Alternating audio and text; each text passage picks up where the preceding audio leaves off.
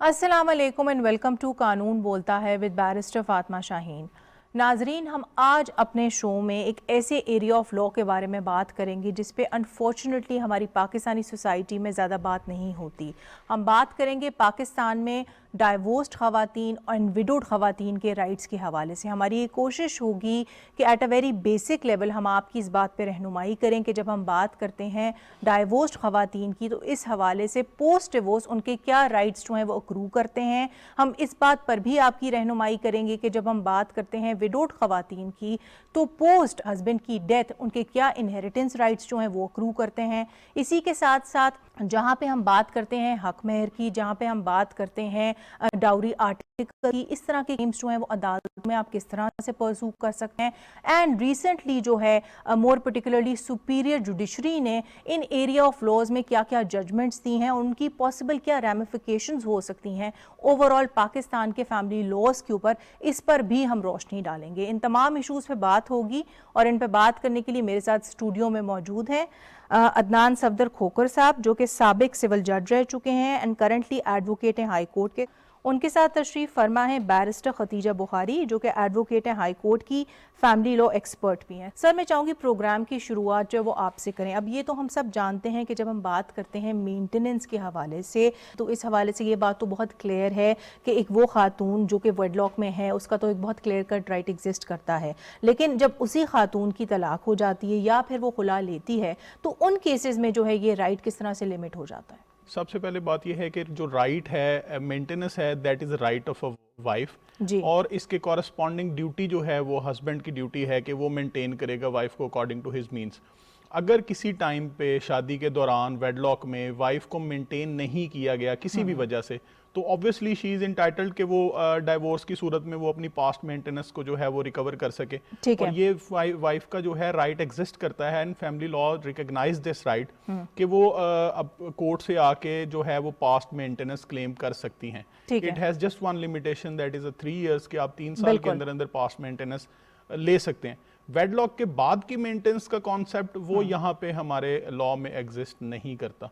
एक इरा है that is called इद्दत period. इद्दत period तक यूजुअली जो है वो मेंटेनेंस दी जाती है इस्लामिक कॉन्सेप्ट के मुताबिक, और उसके बाद उसकी जो उसको मेंटेनेंस है that is not available right इन मतलब बेसिकली तो फिर इस चीज में अगर हम आम अल्फाज में लोगों को बताएं तो दो चीजें जो है वो अराइज करती हैं। एक ये कि पास मेंटेनेंस का राइट जिसपे लिमिटेशन आपकी रन करती है 3 साल की, और दूसरा पोस्ट डिवोर्स आप जो मेंटेनेंस क्लेम करते हैं वो सिर्फ उस दौरान के लिए कर सकते हैं जो कि आपकी इद्दत का दौरान है। एक बहुत इंटरेस्टिंग जजमेंट आई है लाहौर हाई कोर्ट की, जिसका मैंने बड़े बेसिक लेवल पे इंट्रोडक्शन में भी अपने हवाला दिया, जस्टिस आसिम हफीज साहब की, गुलाम शबीर वर्सेस अब्बास बीबी 2022 CLC 963। अब ये जजमेंट जो है one of its own kind है, जिसमें ये बड़ी क्लियरली कहा गया है कि अगर दो फरीकैन जो हैं वो क्लियरली इस बात पे आमादा होते हैं, निकाह नामे में इस बात का अंदराज कर दिया जाता है कि अगर शौहर जो है वो बेवजह अपनी बीवी को तलाक दे देता है तो इसकी बेसिस पे बीवी उससे कॉम्पनसेशन क्लेम कर सकती है उसी बुनियाद पे जिसका हवाला अगेन निकाह नामे में दिया गया है। तो एज समबडी जो कि आई एम श्योर इस तरह के केसेस रोज देखती हैं बिकॉज आप प्रैक्टिस ही फैमिली लॉ को करती हैं, आपका क्या ख्याल है इस तरह की जजमेंट्स जो है उनका क्या अफेक्ट होगा ओवरऑल हमारे फैमिली लॉज पर? जी बिल्कुल, ये आपने जजमेंट का जिक्र किया, ये थ्रू निकाह नामा दोनों फरीकैन जो मियाँ और बीवी हैं वो पहले से डिसाइड कर सकते हैं अपनी रजामंदी से कि क्या उन्होंने कॉलम में लिखना है मेंटेनेंस के हवाले से जी। और अगर तो कोई किसी सूरत में डिवोर्स हो जाती है तो फिर उस सिचुएशन के अंदर अगर आदमी चाहे, शौहर चाहे, तो वो अपनी बीवी का मेंटेनेंस का राइट रख सकता है डिवोर्स के बाद भी। तो इसमें 2 कॉलम्स के अंदर आप इस राइट को रख सकते हैं। एक राइट हमने देखा जस्टिस आसिम हफीज साहब की जजमेंट जो थी उसके लाहौर हाई कोर्ट की, उसके अंदर तो कॉलम नंबर 19 है जिसके अंदर आप ये डाल सकते हैं, वो है जो शौहर के तलाक देने के हक के ऊपर कोई पाबंदी आयद है या नहीं है, पाबंदी आयद है या नहीं है। बिल्कुल, तो उसके अंदर आप ये ऐड कर सकते हैं। इसको पाबंदी नहीं कहा जाएगा, इसको आप समझेंगे कि खुद उसने रजामंदी दी है कि डिवोर्स के बाद मैं चाहता हूँ कि मेरी बीवी को کوئی بھی فائنینشیل اسٹیبلٹی ملے. لیکن اس پرٹیکولر کیس میں تو یہ تھا نا کہ اگر وہ کسی انریزنیبل وجہ کی وجہ سے طلاق دے گا اس کو, اسی کانٹریکٹ کو, بیکاز نکاح نامے کا کانسیپٹ جو پاکستان کے قانون میں ہے وہ ایک سول کانٹریکٹ کا ہے, اس کا اسٹیٹس بھی ایک سول کانٹریکٹ کا ہی ہے. تو آپ جب اس چیز کو مد نظر رکھتے ہیں تو بائی ورچو آف دیٹ پھر تو آپ کوئی بھی کنڈیشن اس میں ایڈ کر سکتے ہیں, پرووائڈیڈ کہ وہ اسلام کی پرنسپل سے کانٹروینشن میں نہ ہو اور پرووائڈیڈ کہ وہ پبلک پالیسی کے اگینسٹ نہ ہو. بالکل, یہ اسپیشل کنڈیشن جس کا آپ نے ذکر کیا ہے, بالکل یہ کالم نمبر 17 ہے نکاح نامہ کا, جس کے اندر آپ کوئی بھی کنڈیشن اگین میاں بیوی اپنی رضامندی سے ڈال سکتے ہیں. وہ مینٹیننس کے حوالے سے بھی ہو سکتی ہے, وہ اور دیگر معاملات کے حوالے سے, ہاؤس ہولڈ کس طرح سے ذمہ داریاں بانٹنی ہیں اس حوالے سے بھی ہو سکتا ہے. تو مینٹیننس کا بالکل اس میں آپ ذکر کر سکتے ہیں کہ پوسٹ ڈیورس بھی میں اپنی بیوی کو یہ دینا چاہتا ہوں, بیوی رضامندی ہے, میں بھی ہوں اس کی, تو پھر یہ مل سکتا ہے. دوسرا یہ کالم نمبر 20 کے اندر بھی جو ہے ہی مینٹیننس کا کالم, اس کے اندر بھی لکھا جا سکتا ہے کہ میں اپنی بیوی کو کسی بھی فائنینشیل, کوئی گولڈ ornament ہو سکتا ہے, کوئی ایلیمنی دے سکتا ہوں, کوئی ایلیمنی دے سکتا ممالک میں دیکھتے ہیں. اور سب سے جو اہم بات ہے ججمنٹ کی ہے, جس کو میں سمجھتی ہوں بہت پروگریسو ہے, انہوں نے کہا ہے کہ ایلیمنی کا جو کانسیپٹ ہے وہ اسلام سے ایلین نہیں ہے. تو ایک قسم کا انہوں نے یہ کہا ہے کہ یہ انجنکشنز آف اسلام جو ہے اس کے دائرے کے اندر آتا ہے, اس کے دائرے کار میں یہ آتا ہے, کوئی غیر شرعی بات نہیں ہے, اور اس کے اندر آپ یہ شک رکھوا سکتے ہیں بس بشرطے کہ اس میں رضامندی. 2004 کا بھی ایک ہمارے سامنے ڈیسیجن ہے آنریبل جسٹس فخرالنساء کھوکھر صاحبہ کا, جس میں انہوں نے بڑی کلیئرلی یہ تجاویز دی تھی کہ جو کاؤنسلز ہوتے ہیں, چیئرمین کاؤنسلز, آربیٹریشن کاؤنسلز, جو چیئرمینز ہیڈ کر رہے ہوتے ہیں آربیٹریشن کاؤنسلز کو, ان کو بھی سجیسٹیولی جو ہے وہ یہ رائٹس دیے جائیں کہ وہ پوسٹ ڈیورس میٹرز میں خواتین کی جو مینٹیننس رائٹس ہیں اس کے اوپر جو ہے وہ ڈیسیجنز دے سکیں. آپ خود بھی سر ایک جج رہ چکے ہیں, میں چاہ رہی ہوں کہ آپ کے ہم پریکٹیکل ایکسپیرینس بھی لرن کریں. تو پریکٹیکلی جب آپ کے سامنے اس طرح کے کیسز آتے ہیں تو کس قسم کے مسائل سامنے آتے ہیں؟ بیسیکلی جو ہمارے پاس ڈسپیوٹ ریزولوشن کا فورم ہے وہ ایک ہی فورم ہے اس ٹائم پہ جو افیکٹولی کام کر رہا ہے, that forum is a family court. اس کے علاوہ جتنے بھی فورمز ہمارے لاء نے کریٹ کیے ہیں وہ افیکٹولی کام نہیں کر رہے. ریکانسلیشن جو ہے وہ یونین کونسل کے لیول پہ بڑی اچھی ہو سکتی ہے ان ایشوز کے اوپر. جیسے ابھی آپ نے بات کی کہ جو ہمارا کانٹریکٹ ہے اسلامک جورسپروڈنس کے مطابق جو ہمارا میرج ہے that is a civil contract. Civil contract means that we can settle terms between us, جو پارٹیز ہیں دے کین سیٹل ٹرمز.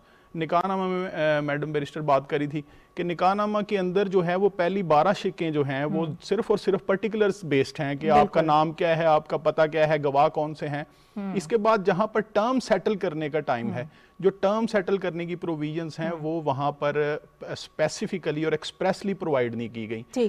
کچھ چیزیں ہیں موجود ہیں, جیسے کالم نمبر 17 کی بات کر رہے تھے, جس خاص شرائط اگر آپ کوئی خاص شرائط رکھ سکتے ہیں. جیسے کالم نمبر 20 کہتا ہے کہ آپ مینٹیننس کے ریلیٹڈ جو ہے وہ کوئی document out of the court لکھ سکتے ہیں. پری نپچول اگریمنٹس پراپرلی کرتے ہیں جن کو اٹیچ کیا جاتا ہے نکاح نامے کے ساتھ. پریکٹیکلی جو پرابلمز ارائز کرتی ہیں اس کے بارے میں لوگوں کو جو وہ آگاہ کریں. کورس کے ریلیٹڈ ہیں وہ تو دو تین قسم کی پرابلمز ہیں. ایک تو جنرل پرابلمز ہیں جو ہر لیٹیگنٹ جو ہے وہ فیس کر رہا ہے, ڈیلیڈ جسٹس ہے, وہ تو آپ کو پتہ ہے کمپلیکس لیٹیگیشن ہے. اس کے بعد کاسٹ افیکٹو ہے. جو فیمیل اسپیسیفک ہیں, آئی پرسنلی بلیو, جو میرا ایکسپیرینس رہا ہے اس میں یہ چیز میں نے نوٹ کی ہے کہ سوشل لیمیٹیشنز جو ہیں وہ بہت زیادہ ہیں.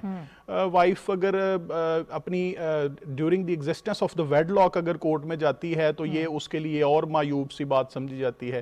اور during the existence of her wedlock اگر وہ فرض کرے اپنے ڈوری کو کلیم کرتی ہے, کسی گفٹ کو کلیم کرتی, کسی پراپرٹی کو, تو اس کی شادی جو ہے وہ اٹ سیلف جو ہے وہ ایٹ رسک آ جاتی ہے. آئی تھنک یہی وجہ ہے جس کی وجہ سے نکاح رجسٹرار ہم عام طور پہ دیکھتے ہیں کہ وہ جو ہیں رائٹ آف ڈیلیگیٹڈ ڈائیورس اس کے اوپر جو ہے وہ کراس لگا دیتے ہیں. آلدو یہ بھی بتانا بہت ضروری ناظرین کو کہ اگر آپ ایکوریٹلی نکاح نامے کو نہیں فل کرتے تو اس کے اوپر بھی ایک سزا لاگو ہوتی ہے. آپ سے بیسیکلی جاننا چاہوں گی, اب دیکھیں سر نے جنرلی تو ہمیں بتایا اپنے پریکٹیکل ایکسپیرینس سے مینٹیننس کے حوالے سے کس قسم کے مسائل سامنے آتے ہیں جب خواتین خاص طور پہ پوسٹ ڈیورس عدالت سے رجوع کرتی ہیں کہ ہمیں نا پاسٹ مینٹیننس دیا جائے, یا کوئی مینٹیننس اگر فرض کریں بچوں کا بھی کلیم کرنا چاہ رہی ہوں, بیکاز بچوں کا تو رائٹ رہتا ہے اگر شادی کا ویڈ لاک ختم بھی ہو جائے.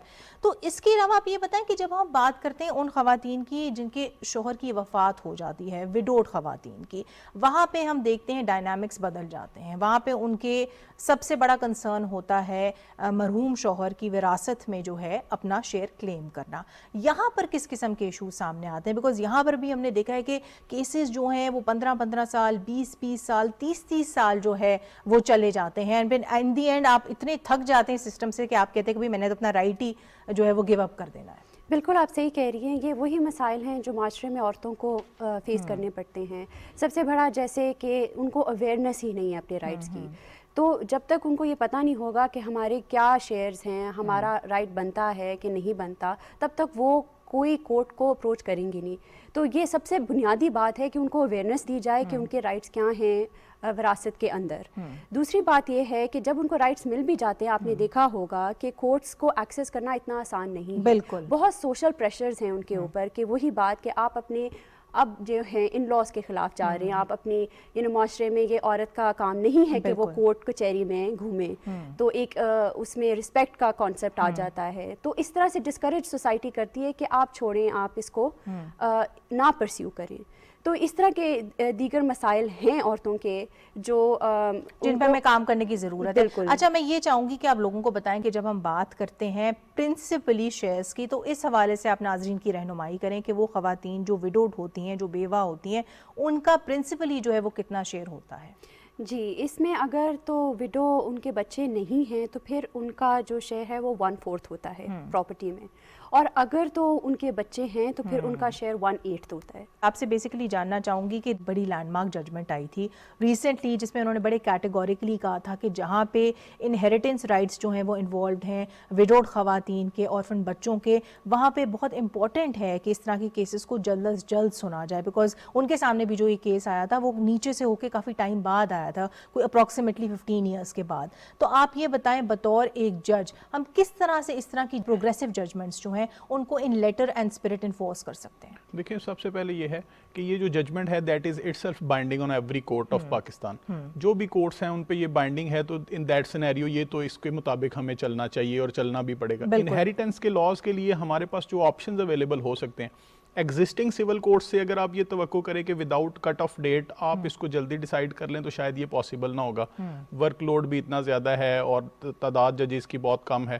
اس کے لیے اگر آپ اسپیشل کورٹس بنا سکیں تو پھر آئی تھنک کہ یہ ججمنٹ افیکٹولی امپلیمنٹ ہو سکتی ہے. اور موسٹ امپورٹنٹلی کہ کچھ کام جو ہے وہ ہمیں اس کو شفٹ کرنا پڑے گا ریونیو اتھارٹیز کی طرف، کچھ کام ہمیں شفٹ کرنا پڑے گا ایگزیکیوٹنگ ایجنسی کی طرف، تاکہ وہ ان لاز میں وہ لاز کو وائلیٹ ہی نہ کریں. اور اسی طرح سے اگر کسی فیمیل کے رائٹس ہیں انہیریٹنس کے، تو اگر وہ انفورس ہو جائیں ایٹ دا فرسٹ لیول، اور اگر وہ کورٹس میں آئیں اور کورٹس جو بندہ انفورس نہیں کر رہا اس کو بھی پوچھیں. بالکل. تو پھر اور اس کیس میں یہی ہوا تھا نا، آپ کو یاد ہوگا بیکاز آپ نے بھی اس کے اوپر کام کیا ہوا ہے کافی، کہ ریونیو اتھارٹیز جو ہیں ان سے بھی پوچھ تاچھ کی گئی تھی کہ آپ نے اس میں کیوں اتنا ایک فراڈولنٹ رول پلے کیا ہے. تو اس کے بارے میں بھی ناظرین کو بتائیں کہ جہاں پہ ہم بات کریں وڈوڈ خواتین کے رائٹس کو انفورس کرنے کی، خاص طور پہ ویزا وی انہیریٹنس اینڈ ان کے وراثتی حقوق، وہاں پہ ریونیو اتھارٹیز کے اوپر بھی جو ہے وہ قانون ایک بڑی سخت رسپانسبلٹی عائد کرتا ہے. جی بالکل، کیونکہ ریونیو اتھارٹیز جو ہیں انہوں نے ہی آگے یہ ٹرانسفر پراپرٹیز وغیرہ کرنی ہوتی ہیں،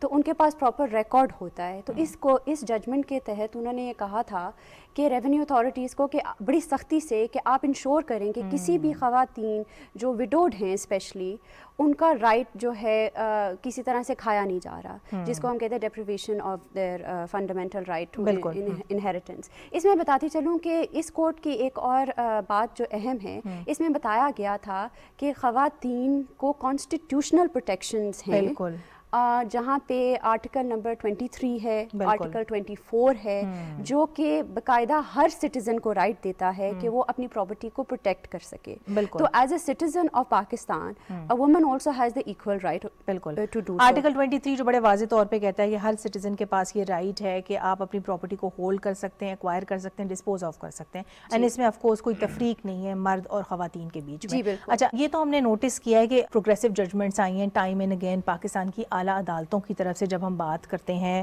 ڈائیورسڈ خواتین کے رائٹس کو پروٹیکٹ کرنے کے حوالے سے، جب ہم بات کرتے ہیں وڈوڈ خواتین کے رائٹس کو پروٹیکٹ کرنے کے حوالے سے، لیکن اس حوالے سے یہ بھی بہت امپورٹنٹ ہے مینشن کرنا کہ گورنمنٹ آف پاکستان جو ہے وہ بھی اس کے اوپر کام کر رہی ہے. تو اس حوالے سے آپ بتائیں، کیونکہ آپ پرسنلی کام کر رہی ہیں اس طرح کے پروجیکٹس پہ، تو ان پروجیکٹس کا جو ہے وہ پرپز کیا ہے، کس طرح سے اسینشلی یہ پروجیکٹس جو ہیں یہ ایک عام عورت کی جو رسائی ہے ٹو دا جسٹس سسٹم اس کو آسان بنا رہے ہیں؟ جی بالکل، اس میں ریسنٹلی ہم نے گورنمنٹ باڈی ہے national commission of human rights, ان کے ساتھ ایک ہیلپ لائن لانچ کی ہے، اس کا نمبر ہے 1413 جی. ابھی تک یہ پنجاب کی حد تک محدود ہے. یہ بیسکلی ویمن کی میرج رائٹس کے اندر جو بھی پروٹیکشنز ہیں اس کو دیکھتی ہے. تو اس کے اندر کوئی بھی اگر کوئی کمپلین ہے عورتوں کو، وڈو ہیں، ڈیورسڈ ہیں یا ادروائز میریڈ بھی ہیں، ان کے سارے رائٹس کے حوالے سے رہنمائی ہم دیتے ہیں.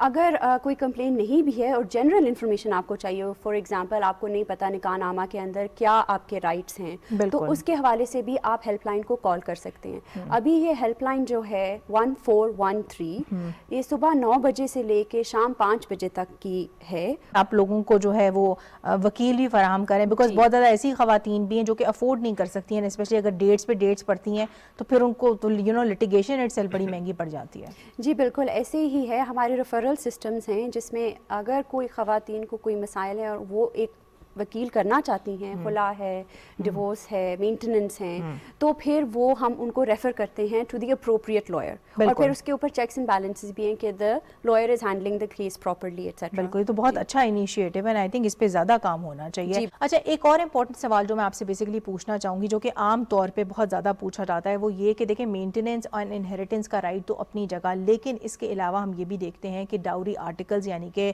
جو جہیز کا سامان ہوتا ہے، اور اس کے ساتھ ہی ساتھ ہم یہ بھی دیکھتے ہیں کہ حق مہر سے ریلیٹڈ بھی مختلف ایشوز جو ہے وہ ارائز کرتے ہیں. تو اس کے بارے میں آپ بتائیں خواتین کو کہ کس طرح سے وہ ان تمام کلیمز کو ایک ہی سوٹ میں کنسولیڈیٹ کر کے جو ہے وہ فیملی کورٹ کے پاس لے کے جا سکتی ہیں، تاکہ ان کا کم سے کم ٹائم لگے اور ان کو جلد از جلد جو ہے وہ جسٹس ملے. جی بالکل. فیملی کورٹس ایکٹ 1964 جو ہے اس کے اندر ایکسکلوسیو جورسڈکشنز دی گئی ہے فیملی کورٹ کو کہ یہ سارے معاملات کو وہ اکٹھا سن سکیں. تو آپ ایک ہی دعویٰ فائل کرتے ہیں جس میں ہر ان یہ جو ڈاوری آرٹیکلز کے ریلیٹڈ یا مینٹیننس کے حوالے سے یا ڈیورس کے حوالے سے آپ کے جو بھی کلیمز ہیں وہ آپ اس کو جوڑ کے کمبائن کر کے ہی فائل کرتے ہیں. یہ فیسیلیٹیٹ کیا گیا تاکہ ڈفرینٹ فورمز پہ عورتوں کو مت جانا پڑے. بالکل. اور وہ اپنے حق مہر کے حوالے سے اگر کوئی کلیم ہے یا کوئی اور کلیمز ہیں ان کے مینٹیننس کے، فائنینشیل میٹرز کے، تو وہ ان کو وہاں پہ ہی ایکسکلوسیولی فیملی کورٹس ہی ڈیل کر سکیں. جس میں سر میں آپ کی طرف آؤں گی. آج کے شو کو ریپ اپ کرنے سے پہلے بیسکلی آپ سے پوچھنا چاہوں گی کہ اوور آل تو ہم نے مسائل ڈسکس کیے کہ کس قسم کے ایشوز سے دو چار ہیں ڈائیورسڈ خواتین اینڈ وڈوڈ خواتین، لیکن جب ہم بات کرتے ہیں قانون کو تبدیل کرنے کی فار دا بیٹر، جب ہم بات کرتے ہیں پروپوزلز فار لا ریفارم کی، تو ایز اے سابق جج یور سیلف آپ کیا سمجھتے ہیں کہ وہ کون سے ایریاز ہیں قوانین کے سبسٹانسولی جن پہ ہمیں کام کرنے کی ضرورت ہے، سچ دیٹ اتنے سارے ایشوز جن کے اوپر ہم نے آج تفصیل سے بات کی ہے ان کو ایڈریس کیا جائے؟ سب سے پہلے ہمیں سبسٹانٹیو لیجسلیشن کی ضرورت ہے جو ہمارے رائٹس کو پراپرلی ڈیفائن کریں اور جس کے مطابق ہم کورٹ سے جا کے اپنے رائٹس کو ایکوائر کریں. جیسے ایک ایگزامپل آپ نے بھی کوٹ کی کہ میٹریمونیل ایسٹس کی ڈویژن کا کوئی لا نہیں ہے، تو یہ دس میں بھی ون ایگزامپل کہ آپ ایک عورت ہے وہ ساری عمر جو ہے وہ ہسبینڈ کے ساتھ رہتی ہے، ایٹ لیٹر ایج اس کی ڈائیورس ہو جاتی ہے، تو پراپرٹی کی ڈویژن کے ریلیٹڈ جو ہمارے پاس کوئی رائٹ ڈیفائنڈ ہی نہیں ہے، تو اس پہ لیجسلیشن ہو سکتی ہے. دوسرا کیسز کے جلدی سماعت پہ لیجسلیشن ہو سکتی ہے، سیپریٹ کورٹس بنانے پہ لیجسلیشن ہو سکتی ہے، رولز میکنگ ہو سکتی ہے تاکہ یہ لیٹیگیشن کا سپین کم کیا جا سکے.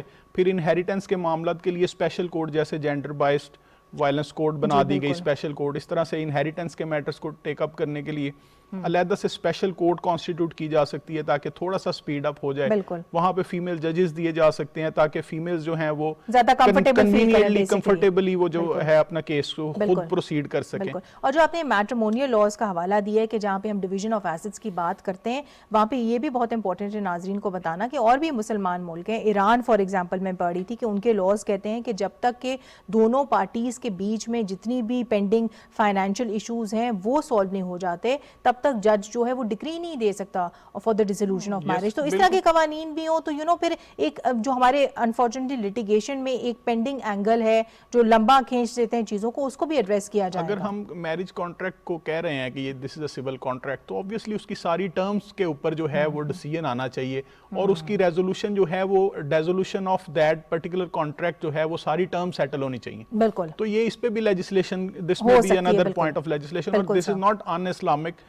If it is accepted as a civil contract, تو پھر obviously اس پہ جتنی بھی لیجسلیشن ہوگی وہ ایز اے کانٹریکٹ کی وہ کانٹریکٹ کے ڈومین میں آئے گی. بالکل سر, گی. آپ کا پوائنٹ آ گیا, جس میں میں آپ کی طرف آؤں گی. And before we conclude today show, آپ سے بیسیکلی یہ جاننا چاہوں گی کہ نکاح نامہ جو ہے اس حوالے سے ریسنٹ جو ججمنٹ آئی ہے لاہور ہائی کورٹ کی, اس پر بھی روشنی ڈالی. تو آپ کیا سمجھتی ہیں as a family law expert کہ کس طرح سے خواتین, خاص طور پہ وہ خواتین جو طلاق یافتہ ہیں یا پھر وہ بیوہ ہو گئی ہیں, وہ کس طرح سے شادی کے شروع میں ہی نکاح نامے کو استعمال کر سکتی ہیں اپنی فائنینشیل پروٹیکشن کے لیے؟ بیکاز بار بار جو ایشو سامنے آ رہے ہیں, چاہے وہ پوسٹ ڈیورس مینٹیننس کے حوالے سے ہوں, چاہے وہ فار دیٹ میٹر حق مہر نہ دینے کے حوالے سے ہوں, یا چاہے فار دیٹ میٹر وہ وراثتی حقوق کے حوالے سے, وہ گھوم پھر کے فائنانسز پہ آتے ہیں نا.